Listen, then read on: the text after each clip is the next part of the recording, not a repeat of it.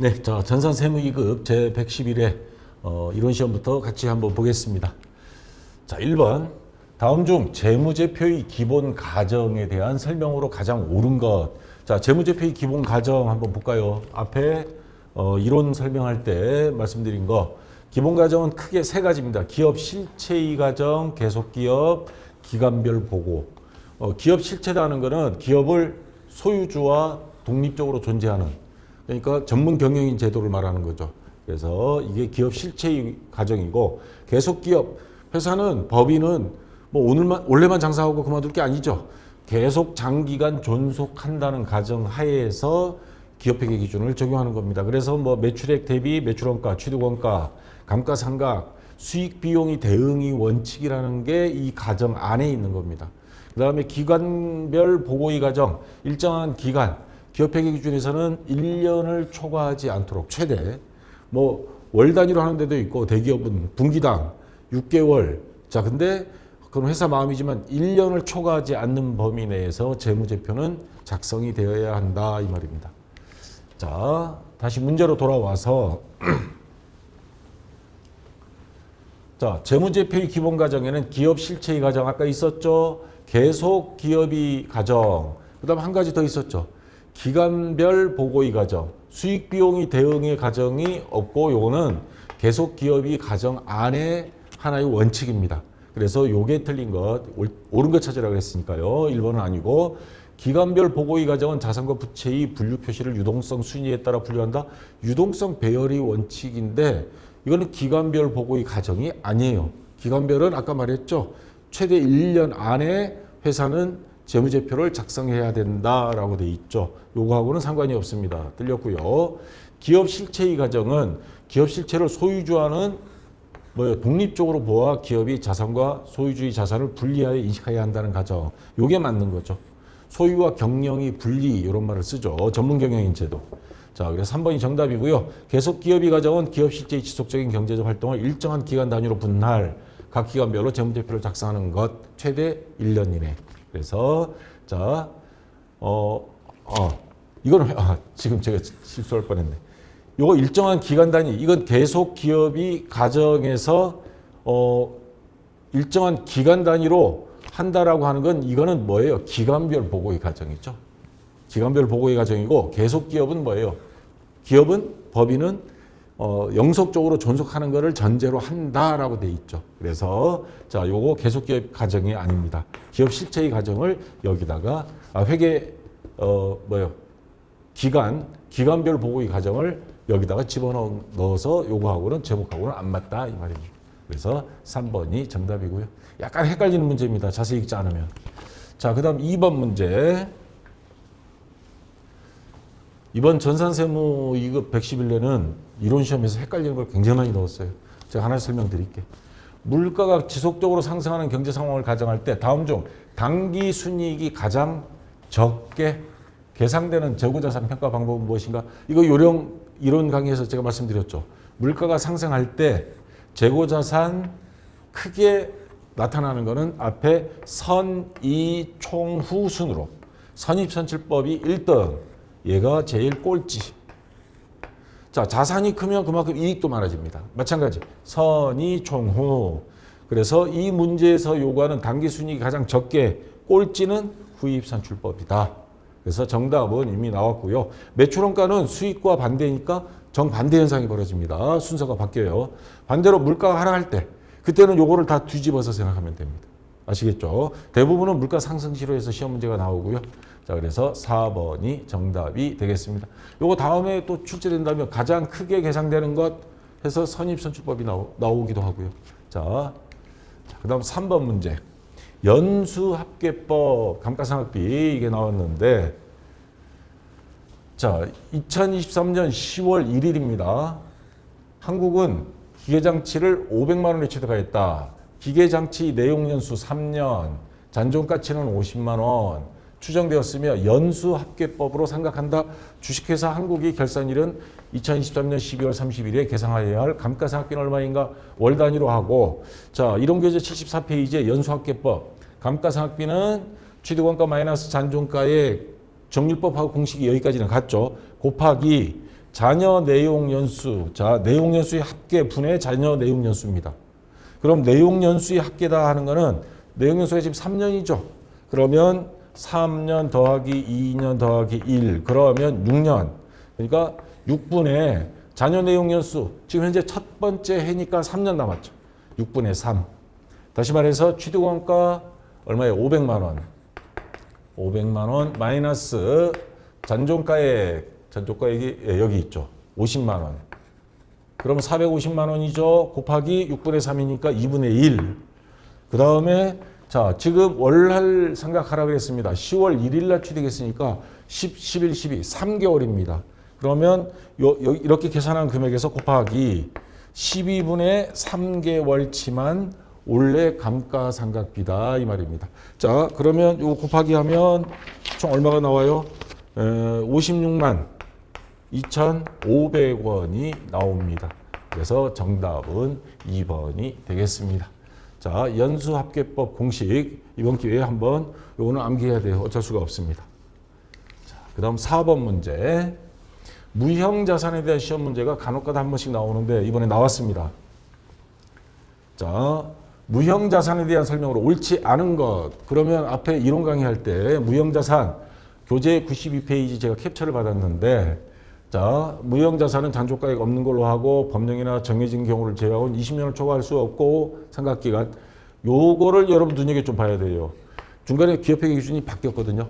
무형자산 상각은 옛날에는 직접법만 인정했습니다. 그런데 기업회계 기준이 직접법, 간접법 모두 허용하고 있으며 단 K랩 그 실기시험에서는 그 무형자산 상각 누계액이라는 말이 없습니다. 무형자산 누계액이 없습니다. 그냥 직접법만을 하게 돼 있고 그런 편의상 프로그램이 아직 수정이 안 된 거고 근데 이론상으로는 두 가지 다 기업회계 기준에서는 모두 허용하고 있다는 거. 요거 제가 교재는 수정해 놨는데 앞에 강의는 옛날 강의 그대로 있습니다. 요거 참고로 알아두시고 자 그래서 정리하면 잔존가액은 없는 것으로 한다. 상각기간은 20년을 초과할 수 없다. 그 다음에 정액법을 특별하게 상각 방법이 없는 경우는 정액법으로 하고 직접 상각할 때는 차변의 무형자산 상각비, 대변의 무형자산, 감가라는 용어를 안 쓰고 자 간접법으로 하게 되면 무형자산 상각 누계액 이렇게 되겠죠. 자 이론상으로는 그렇습니다. 다시 문제로 돌아와서 무형자산에 대한 설명을 옳지 않은 것 했으니까 무형자산이 재무제표 표시 방법으로는 직접법만을 허용하고 있다. 자 기업회계 기준은 아닙니다. 이거 간접법도 모두 허용합니다. 그래서 옳지 않은 건 일단 1번이 정답이 되고요. 무형자산 상각 시 잔존가치는 원칙적으로 없는 걸로 한다 그랬고 무형자산은 유형자산과 마찬가지로 매입가액의 취득 관련 부대 원가 그거 다 더해 줍니다. 이거는 유형자산하고 똑같습니다. 무형자산이 상각기간은 독점적 배타적인 권리를 부여하고 있는 관계 법령이나 계약에 정해진 경우를 제외하고는 20년을 초과할 수 없다. 아까 그랬죠. 그래서 1번이 정답이고요. 자, 5번 문제. 자, 요거는 땡큐 거저 문제입니다. 다음 중 자본 항목이 자본 조정으로 분류하는 것. 계정 과목 및 적용 등록 메뉴 K랩 프로그램 이런 시험을 때도 켜놓잖아요. 거기 가서 보면 자본 조정 여기 있죠. 자본 조정에 쭉 가다 보면 자기 주식 처분 손실이 여기 있습니다. 다시 말해서 자기 주식 처분 손실이 요게 자본 조정 항목이다. 정답은 일단 1번 나왔고요. 그 다음에 주식과 관련해서 이익 얻은 거 자본잉여금이죠. 감자차익도 자본잉여금. 매도 가능 증권 평가 손익은 기타 포괄 손익 누계액입니다. 자, 그래서 1번이 정답되고요. 자, 6번 문제. 자, 이제 원가 회계인데 요거 조금 이제 기회 원가, 매몰 원가만 나오다가 회피 가능 관련 원가 이게 나오면서 좀 헷갈리게 나왔습니다, 이번에. 자, 보시면 이런 게 이제 180페이지에 있습니다. 자, 우선 요 그림 하나 있죠. 이게 실제 회계로 따지면 공장에서 기계장치를 작년에 샀어. 이미 산 거는 어쩔 도리가 없는 거죠. 여러분들 대학 등록금, 학자금 대출 받으면서 4년 동안 이미 낸 거. 졸업장 딱 받고 나면 이 졸업장으로 다시 돌려받을 수도 없어요. 매몰 원가 이미 묻어버린 거. 이미 지난번에 결정 난 거. 그래서 매몰 원가는 과거의 의사결정으로 이미 발생한 원가, 어떤 의사결정을 하더라도 회수할 수 없는 원가, 의사결정을 고려할 필요 없다. 이게 매몰 원가. 기회비용. 야, 피자 먹을까, 치킨 먹을까, 어느 걸 먹지? 둘 중에 하나는 포기해야 됩니다. 그래서 기회 원가, 기회 비용 여러 대안 중에서 어느 하나를 선택했을 때 포기해야 하는 다른 대안들의 경제적 효익 중 가장 큰 거. 야, 오늘은 이게 더 맛있을 것 같아. 라고 하면 하나는 포기하고 요걸 선택하는 겁니다. 자, 회피 가능 원가는 회피할 수 있다. 우리가 어떤 의사결정을 하느냐에 따라서 이익이 많은 걸 선택할 수 있다라는 말입니다. 다시 말해서 아까 말한 기회 원가, 기회 비용하고 같은 말이고 이걸 관련 원가라 그럽니다. 자, 그 다음에 회피 불능 원가 이미 끝났어. 이건 뭐예요? 매몰 원가하고 같은 거죠. 비관련 원가라 그러고 매몰 원가라 그럽니다. 그래서 회피 가능하다 기회 비용, 회피 불능이다 매몰 원가. 그래서 요거를 비관련, 요거는 관련 이렇게 표시하기도 합니다. 자, 문제로 다시 들어가서 기회 원가, 자원을 다른 대체적 용도로 사용할 거 얻을 수 있는 최대 금액 피자냐 치킨이냐 이렇게 떠올리면 되죠. 매몰 원가, 대학 학자금 낸 거.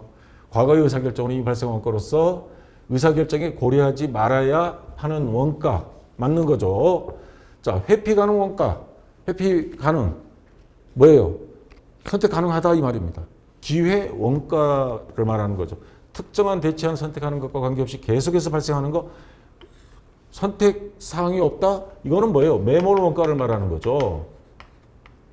그래서 요거는 틀린 것. 관련 원가, 여러 대안 사이에 차이 나는 원가로서 의사결정에 직접적으로 기회 비용, 기회 원가 아까 이야기했죠.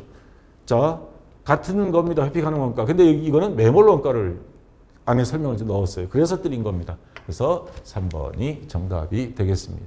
복잡한 듯 하면서 아까 제가 말씀드린 설명 그거 잘 연결만 하면 쉽게 풀 수 있는 문제입니다. 자, 7번 문제. 이것도 종종 나오는데 이거는 뭐 쉬운 문제예요.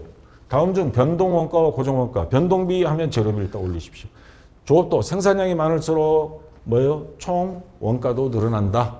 자, 고정비는 임차료 대표적인 거. 제품을 몇 개 만들들 간에 한 달 월세는 똑같다. 이런 말입니다. 자, 변동원가는 이거죠. 생산량이 증가함에 따라 총 원가가 증가한다. 맞고요. 고정원가는 생산량이 증가한 거는 관계없이 총 원가가 이렇게 일정하다. 맞고요. 생산량이 증가한 거는 관계없이 제품 단위당 변동원가는 일정하다. 자, 김밥을 한 줄, 두 줄, 10줄 만들더라도 한 줄에 들어가는 재료비는 똑같죠. 총 원가는 늘어나지만. 그래서 이것도 맞고요. 생산량이 증가한 거는 관계없이 제품 단위당 고정원가는 일정하다. 총 고정비는 일정한데 단위당이에요. 자, 임차료가 100원인데 제품을 100개 만들 때 하고 1000개 만들 때 그러면 100원을 1000개로 나누게 하면 단위당 고정비는 줄어들죠. 그래서 박리담회 하는 사람들이 바로 이런 것 때문에 하는 겁니다. 왜? 많이 팔면 고정비가 일정하니까 단위당 고정비가 줄어드니까 원가가 감소. 그래서 마진을 거기서 얻는 거죠. 자, 그래서 4번이 옳지 않은 것 정답이 되겠습니다. 자, 8번 문제. 자, 다음 중 제조 원가 명세서. 이거 뭐 하는 거예요? 우리 회사에서 물건을 만들 때 공장에서 제품 재료비, 노무비, 경비 들어가서 제품 총 얼마고 단위당 원가가 얼마다. 그러면 이제 거기에 마진 붙여서 파는 거죠. 자, 옳지 않은 것. 자, 제조 원가 명세서 여러분 교재 247페이지에 요겁니다. 공장에서 우리가 제품을 만드는 데 들어간 모든 비용들을 이렇게 기록하는 장부예요. 그래서 나중에 완성이 됐어. 단기 제품 제조 원가 완성품. 완성품은 자, 빨간 선 쭉 쫓아가서 이제부터 손익계산서로 넘어갑니다. 예를 들어서 현대자동차 여기 제조하는 회사. 현대자동차 판매 주식회사가 별도로 있습니다. 완성된 차가 일로 넘기면 여기서는 판매하는 겁니다. 일반적인 손익계산서. 자, 그래서 이거 눈여겨보시고요. 문제 보면 이게 몇 번 문제? 네. 1번 제조원가 명세서에는 기말 제품 재고액이 표시된다. 자, 기말 제품 재고액은 손익계산서에나 표시됩니다. 그래서 1번이 이미 옳지 않은 거 정답이 나왔고요. 2번 판매비와 관리비는 제조원가 명세서 작성과 관련이 없다. 판매비와 관리비는 여기 매출총액이 나오고 밑에 판매비와 관리비가 있습니다. 이거는 제조원가 명세서하고는 상관이 없어요. 자, 이거는 맞고요. 3번 단기 총 제조원가는 직접 재료원가, 직접 노무원가, 제조 간접원가로 구성된다. 재료비, 노무비, 경비가 단기 총 제조비용 제조원가 명세서에 들어가는 거죠. 그 다음 제조원가 명세서의 단기제품 제조원가. 단기제품 제조원가는 어디? 손익계산서의 단기제품 제조원가 같은 겁니다. 현대자동차 제조공장에서 만들어서 판매 주식회사에 넘긴 거 똑같아야죠. 이게 틀리면 엉터리 장부죠. 자, 그래서 4번도 맞는 말이고요. 그래서 정답은 1번이 정답이 되겠습니다. 자, 기말제품 재고액은 손익계산서에만 표시된다. 자, 9번 문제. 자, 요거 계산 문제가 나왔는데 캠핑카를 생산하여 판매하는 주식회사 붕붕은 고급형 캠핑카와 일반형 캠핑카, 여기 고급형, 일반형 두 가지 모델을 생산하고 있다. 모델별 제조와 관련해 단기에 발생하는 원가는 다음 아래와 같다. 직접 재료비, 노무비, 그 다음 경비, 제조간접비가 있어야죠. 자, 주식회사 붕붕은 직접 재료 원가를 기준으로 직접 재료 원가 이거죠. 그래서 두 개 합치면 합계 300만 원. 자, 요거를 가지고 어떻게 제조 간접 원가를 배부하고 있다 그랬습니다. 제조 간접 원가는 240만 원. 그러니까 요 240만 원을 고급형과 일반형 캠핑카로 나눠줘야 되는데 뭘 기준으로 요 300만 원 중에서 고급형 캠핑카가 좀 많죠. 그 다음에 요거는 120만 원. 비율로 따지면 4대 6인데 그 비율로 나눠줘서 그러면 일반형 캠핑카 단기 총 제조 원가는 일반형 캠핑카 제조 간접비 여기다 더해주면 총 제조 원가가 나오겠죠. 자, 칸을 넓게 해서 한번 계산해 보겠습니다. 자, 지금 우리가 구할 가는 실제 제조 간접 원가 240만 원 중 일반형 캠핑카 여기에 얼마를 배부해 주느냐 하는 문제입니다. 자, 그럼 아까 300만 원 요거 120만 원 나누기 300만 원 하면 전체 금액에서 120만 원의 비율은 0.4가 나옵니다. 40%라는 소리죠. 그러면 요 240만 원에 곱하기 0.4 그러면 나오죠? 금액이 얼마예요? 96만 원. 96만 원. 자, 요걸 기준으로 직접 재료 원가를 기준으로 해서 비율대로 얘가 40%였고 얘는 60%가 되겠네요. 그러면 비율대로 40%를 곱해서 요거를 캠핑카, 일반형 캠핑카에 60%는 여기다가 배부를 하겠죠. 그러면 96만 원 요거를 더해주면 자, 세 개 다 더해주면 총 나오죠. 180에 96만 원 더하면 얼마야?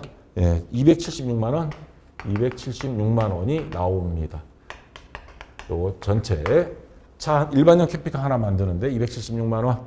그래서 정답은 여기 있죠. 2번이 정답이 되겠죠. 됐고요. 자, 그다음 10번 문제. 자, 월말 제공품 계산 문제인데 이번에 좀 특이하게 옛날에는 월말 제공품 환산량 요것만 계산하는 문제가 나오다가 이거 여기까지 전체를 계산하는 문제를 출제했습니다. 다음 자료를 이용하여 평균법이고요. 자, 이거 평균법 공식입니다. 선입선출법 하게 되면 여기에 월초 제공품 환산량 빼고 요 월초 제공품 금액을 없애버리면 됩니다. 자, 종합원가 계산을 적용할 경우 가공 원가의 완성품 환산량 단위당 원가는 얼마인가 요 계산하라 그랬습니다. 그러면 이 공식은 암기가 돼 있다는 전제입니다. 월말 제공품 평가액에서 가공비만 구할 겁니다. 그리고 무슨 법? 평균법. 평균법으로. 자, 그럼 조심해야 될 게 요 아래쪽은 수량을 말하는 거고 위에는 금액입니다. 금액을 수량으로 나누게 하면 뭐예요? 단가가 나오겠죠? 우리가 구할 건 이겁니다. 근데 단가에다가 환산량을 곱해주면 월말 제공품. 다시 말해서 미완성품. 미완성품을 완성품으로 환산했을 때 월말 제공품 금액은 얼마냐? 이게 있어야만이 현대자동차 같은 경우 12월 말일 날 딱 미완성품을 완성품으로 환산한 비용을 뽑을 수 있는 겁니다. 이게 있어야만이 종합원가 계산은 마무리가 되는 거예요. 자, 그럼 하나씩 계산해 봅시다. 자, 직접 재료는 공정 개시 시점에 모두 투입. 근데 우리가 이건 필요 없어요. 가공비만 알면 되죠. 자, 가공비는 공정 진행에 따라 균등하게 발생한다. 여기 보면 진척도 있습니다. 요거를 곱해주는데 기초 제공품 2,500개, 단기 투입 3만 개, 기말 제공품 4,000개. 그러면 완성품 수량은 환산량이 아닌 수량입니다. 그럼 진척도 여기서는 필요 없어요. 처음에 지난달에 만들다가 넘어온 게 2,500개 기초 제공품. 이번에 투입이 3만 개. 그러면 두 개 더하면 32,500개가 투입된 거예요. 수량으로. 근데 4,000개가 미완성이 됐습니다. 그럼 마이너스 4,000개. 그러면 나머지는 뭐예요? 완성됐다는 소리죠. 그러면 32,500에서 4,000개를 빼면 몇 개? 완성품 수량은 28,500개. 28,500개가 완성품 수량입니다. 수량. 그러면 28,500개, 28,500개 더하기. 이번에는 월말 제공품, 이건 환산량입니다. 월말 제공품 4,000개인데 완성도가 30%예요. 그럼 곱하기 0.3. 그럼 얼마? 1,200개입니다. 환산량은 더하기 1,200개. 자, 그러면 수량 총 나왔습니다. 그 다음에 위에 금액, 월초 제공품 금액. 자, 기초 제공품 원가 중에 재료 원가는 여기서는 필요 없고 가공 원가, 가공비만 계산하면 됩니다. 3만 원. 더하기. 그 다음에 당월 제조 원가, 단기 제조 원가 같은 말, 가공 원가 130만 6천 원, 30만 6,500원. 그러면 이 전체 금액이 나오죠. 133만 6,500원이 되겠죠. 나누기 요 수량 더한 걸 나누기 하면 됩니다. 그러면 몇 개가 나와요? 45원이 나옵니다. 자, 우리가 구하고자 하는 거, 예, 바로 요거죠.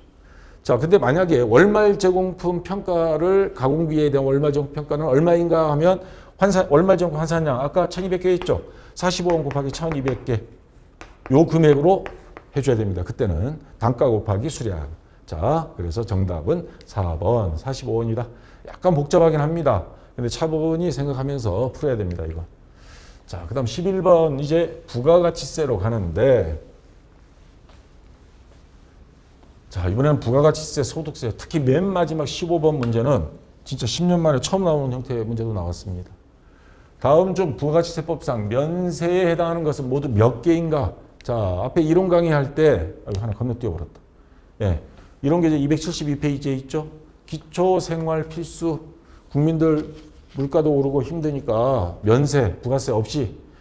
근데 미가공 식료품과 그리고 국내에서 생산되어 식용으로 제공되지 식용이 아닌 농수산물, 국산, 외국산, 불문, 수입품도 다. 그러니까 식용이 되는 것과 식용이 안 되는 게 도대체 왜 들어올까? 사료 이런 거로 쓰잖아요. 또는 뭐 여러 가지 다른 자 식용이 아닌 가공도 할 수 있지만 어쨌거나 미가공 식료품 그리고 요 두 가지입니다. 자, 그 다음에 여객운송인데 고속버스, 고급형, 항공기 뭐 이런 건 안 됩니다. KTX 요거는 면세가 아닙니다. 그 다음에 국민후생 관련된 거 교육 이런 거에 들어갑니다. 근데 자동차 운전면허 학원은 제외입니다. 이건 대다수의 국민들한테 하는 게 아니고 일반 학생들 학원 강습소 단 교육부나 정부의 인가를 받은 거. 자, 자동차 운전학원은 학생들 대상이 아니기 때문에 아니다. 그 다음에 문화 관련 예술 창작품 같은 것도 다 해줍니다. 근데 골동품은 이건 예술인들을 위한 게 아니죠. 돈 있는 사람들이 골동품으로 요즘 재산을 축적하죠. 골동품, 모방 제작한 미술품 이런 것들은 과세입니다. 자, 그 다음 토지 공급 요거는 과세입니다. 면세인데 단 임대는 과세입니다. 임대는 과세. 그 다음에 인적 용역 중 전문 자격사, 변호사, 뭐 공인회계사, 세무사 다 들어가는데 이거는 다 과세인데 단 국선 변호인은 면세입니다. 이건 돈 없는 사람들을 위한 변호 업무니까. 자, 다시 문제로 돌아가서 면세에 해당하는 것. 우등 고속버스 이건 안 되죠. 그 다음에 토지 공급 아까 된다 그랬죠. 자동차 운전학원은 교육에서 안 된다 그랬죠. 이거는. 식용으로 제공되는 외국산 미가공 식료품 이거 된다 그랬죠. 국산 외국산 없이. 자, 형사소송법에 따른 국선 변호 이거 된다 그랬죠. 제작후 100년이 골동품 이건 안 됩니다. 그래서 가능한 거 3개. 예. 3번이 정답이 되겠습니다. 자, 그다음 12번 문제. 대손세액공제가 나왔습니다. 대손세액공제라고 하는 거는 거래처의 외상으로 줬는데 거래처의 부도 또는 파산, 행방불명 또는 뭐 의도적으로 안 주는 경우 이런 경우에 근데 돈 받는 건 개인이 알아서 재판을 해서 받아야지만 세금까지 내는 건 억울하다. 이미 판매할 때 부가세를 냈어요. 아 이거 못 받게 됐으니까 돌려주세요. 그러면 정부에서는 국세청에서는 다 해주는 게 아니고 대손 사유가 부도 발생일로부터 6개월. 요거는 부도가 나면 은행에서 부도 확인 도장 찍어줍니다. 6개월이 지나서 바로 안 해줍니다. 그러다 다음 달 받아버리면 어떡해. 자, 6개월이 지나서 일단 대손 사유에는 기본적으로 들어가는 걸로 하고, 회수기일이 6개월 이상 지난 채권 중 채권가액이 얼마 안 되는 거, 30만 원 이하인 경우는 그러면 대손 사유를 완결된 걸로 봐서 30만 원에 10%, 3만 원은 세금 돌려줍니다. 그 다음 나머지는 요 6개월 이상이면서 재판에서 뭐 이겼거나 아니면 그쪽 회사가 법적으로 파산 선고가 났거나 하여튼 법리적인 증빙 서류를 또 추가로 제출해야만이 이게 가능합니다. 자, 그 다음 재화를 공급하는 공급일이 15년이 지난, 자, 요거 애매한 게 나왔어요. 2020년에 세법 개정이 됐는데 그전에는 5년이었다가 10년으로 연장했습니다. 재화를 공급한 날로부터 10년이 지나면 10년까지는 요거를 대손 사유로 확정해 주는데 10년이 넘으면 안 해줘요. 근데 15년이 지난 날이 속하는 과세 기간에 대한 확정 신고 기간까지 대손 사유로 확정되는 거 적용한다? 안 됩니다. 10년이 넘어버렸어요. 이것도 어느 정도로 해야지. 그래서 10년까지만 이게 확정이 되면 서류를 제출하면 세금 돌려받을 수 있다. 15년은 아니다. 그래서 3번이 정답이 되고요. 대손세액은 대손이 확정된 날이 속하는 과세기간에 매출세액에서 세금 낼 거에서 공제를 해서 환급 효과를 받습니다. 자, 됐고요. 자, 부가세 끝났고 이제 소득세입니다. 세 문제가 나오는데 소득세의 특징으로 가장 옳은 것. 자, 우리나라 소득세는 이런 식으로 나옵니다. 앞에서 제가 이론 강의 설명드린 건데 과세 범위는 소득 원천설, 자, 소득이 있으면 세금 낸다. 과세 방식은 다 열거해 놓습니다. 예외적인 거, 이자나 배당 소득은 예외고 나머지는 다 열거해 놓은 거예요. 포괄주의가 아니고 열거주의. 거기에 맞춰서 소득세 신고하고 과세 단위는 개인 단위 과세 방식. 이게 이번 문제의 핵심입니다. 가족들 다 더하진 않습니다. 각각 개인. 물론 예외적인 거 있어요. 세금을 안 낼 목적으로 가족들끼리 뭉쳐서 세대 단위로 하는 경우에는 요거는 범죄 혐의가 있으면 합산과세를 합니다. 그런데 일반적인 원칙은 개인 단위로 과세한다. 과세 기간은 이건 법으로 정해놨습니다. 1월 1일부터 12월 31일 1년 단위로. 물론 중간에 사망하게 되면 사망 날까지 이런 식으로. 그 다음에 분류과세, 분리과세라는 게 있어서 일반적으로 종합소득세를 신고하는데 4월 달에. 근데 이 중에서 예외적인 거, 퇴직. 매년 퇴직하지 않죠. 양도 매년 양도하지 않죠. 이런 경우는 종합소득과세에서 제외해서 합니다. 자, 그 다음에 일정 금액 이하인 경우, 뭐 예를 들어서 은행에 이자 받은 거, 배당금 받은 거 2천만 원 이하면 분리과세에서 종합과세에는 포함 안 합니다.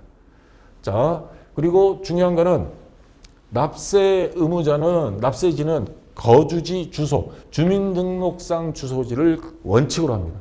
근데 외국에서 들어와 사는 사람들이 있죠. 그 사람들은 주민등록증이 없어요.